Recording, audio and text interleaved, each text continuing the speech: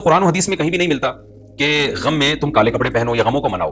قرآن میں کیا ہے؟ الذین اذا اصابتهم مصیبۃ قالوا انا للہ وانا الیہ راجعون. اہل ایمان کو جب کوئی مصیبت پہنچتی ہے تو وہ کہتے ہیں ہم اللہ ہی کے لیے ہیں اور ہم نے اللہ ہی کی طرف لوٹ کر جانا ہے.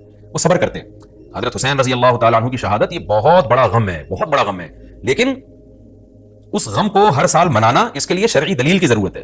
اہل بیت کی تعلیمات کو فالو کیا جائے گا. آپ کسی کی محبت میں اس کی تعلیمات کو نہیں توڑ سکتے. اہل بیت کی بھی یہی تعلیمات ہے کہ صبر سے کام لینا چاہیے ہمیں.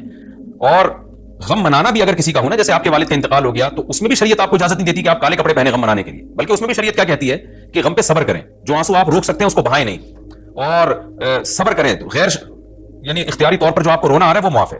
تو جب غم پہنچا ہو اس وقت شریعت آپ کو غم کے طور پہ کالے کپڑے پہننے کی اجازت نہیں دے رہی. تو جب غم 1400 سال پرانا ہو اور ہر سال اس تاریخ پہ آپ کو منانے کی شریعت کیسے اجازت دے رہی ہے؟ یہ تو ایک طرح کی برسی ہو گئی نا.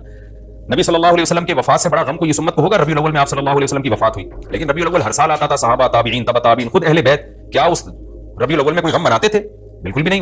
اس مہینے میں شادیاں بھی کرتے تھے، جو خوشی کی بات ہوتی تھی اس پہ خوشی بھی مناتے تھے. تو ہمیں نہیں ملتا کہ صحابہ، تابعین یا خود اہل بیت نے یا سیدنا حسن اور حسین رضی اللہ عنہما یا سیدنا علی ابن ابی طالب رضی اللہ عنہ کی یہ تعلیمات ہو کہ غم کو ہمیں منانا ہے کالے کپڑے پہن کے یا کسی بھی طریقے سے اسلام میں غم منانے کی آپ کو اجازت نہیں ہے. بعض لوگ یہ دلیل دیتے ہیں کہ حضرت حسین رضی اللہ تعالیٰ عنہ کا غم تو نبی نے بھی منایا ہے، اور نبی صلی اللہ علیہ وسلم نے جب یہ بتایا کہ امت میرے نواسے کو شہید کرے گی تو آپ رونے لگے. دیکھیں، جب نبی کو اطلاع ملی تھی تو آپ غمزدہ ہوئے، تو آپ کا رونا بالکل بجا تھا.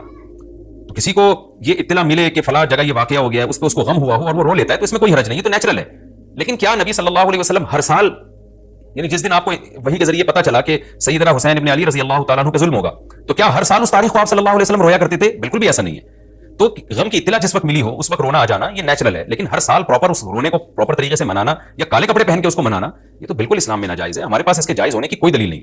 تو شیعہ حضرات جو کر رہے ہیں آپ ان کو کرنے دیں، ان کو جا کے نہ چھیڑیں، آپ ان کو طنز نہ کریں. وہ ان کی جو رائے ہے وہ اس پر عمل کریں. اسلام میں فرقے تو ہیں ہمیشہ سے، ہم نے تو یہ دیکھنا ہے کہ کون سا صحیح ہے، ہم نے تو اس کو فالو کرنا ہے.